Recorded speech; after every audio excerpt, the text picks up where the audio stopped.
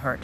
Happening today, the man accused of abducting and murdering UVA student Hannah Graham is going back before a judge in Albemarle County. And this morning's hearing will decide the future of the case against Jesse Matthew. CBS 6's Jake Burns is in the newsroom to explain why it's so important. Jake.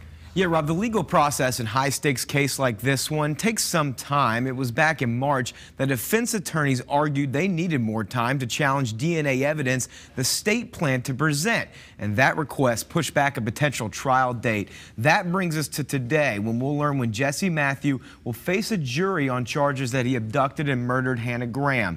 Investigators spent months cataloging and collecting evidence after Matthew was arrested. Now, the top prosecutor in Albemarle County says they've turned over materials to the state crime lab, but wouldn't talk specifically about what it is. Matthew's defense team has the right to properly review that evidence so they can build their own case. That's why the court granted a motion to allow them to hire forensics investigators who work independent of the state's people. People may look at this and who have already come to a conclusion and say, well, why does the state have to pay this money for him to get experts? The fact of the matter is he's entitled to due process. Today's hearing is scheduled for 4 p.m. and Matthew should be there in person.